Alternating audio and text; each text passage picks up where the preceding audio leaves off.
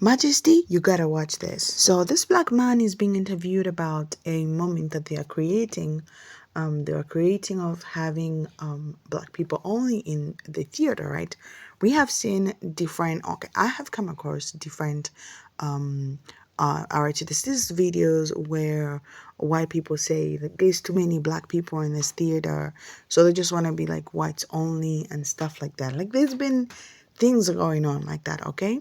And I am just seeing this man beaming, talking about how he wants this space, and he is making it very special that this black person or the other are being invited to a place where there's gonna be like almost all black people, right? And then the interviewer here is questioning him to say, don't you find any problem with that? And then he's like, it's like he's almost lost with that question. Like he didn't really think that far.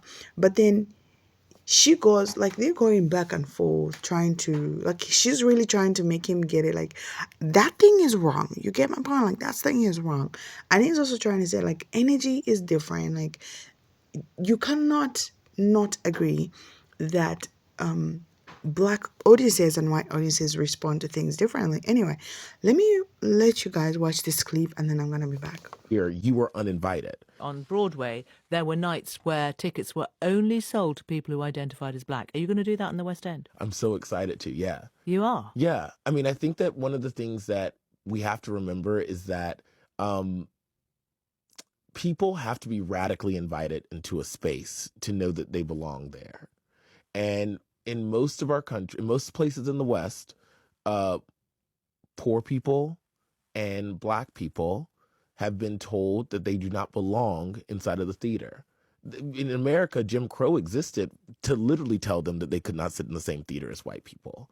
And so for me, as someone who wants and yearns for black and brown people to be in the theater, who comes from a working class environment, and so wants like people who do not make, over six figures a year to feel like theater is a place for them, it is a necessity to radically invite them in with initiatives that say you're invited, specifically you.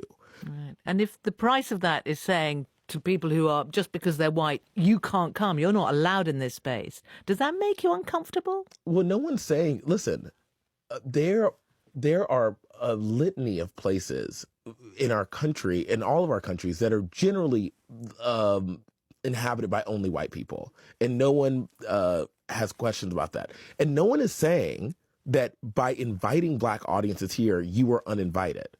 The idea of a blackout night is to say, this is a night that we are specifically inviting black people to fill up the space, to feel safe with a lot of other black people in a place where they often do not feel safe. Okay, and does it play differently? Does the theatre feel different? 100%.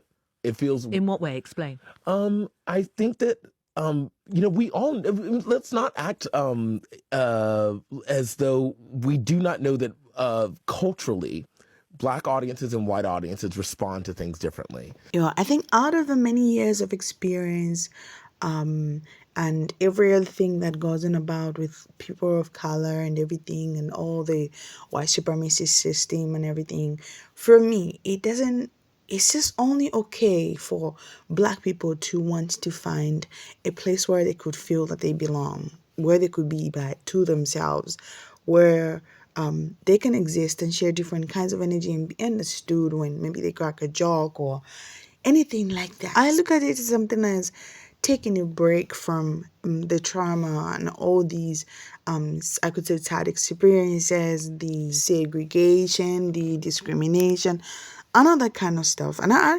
definitely would understand why this person is really very much questioning, because most of the time, because we have seen neighborhoods that are like, or groups that will say, oh, whites only and stuff like that, which takes it back to what we used to experience back then, where we used to have colored and white entrances marked and stuff like that.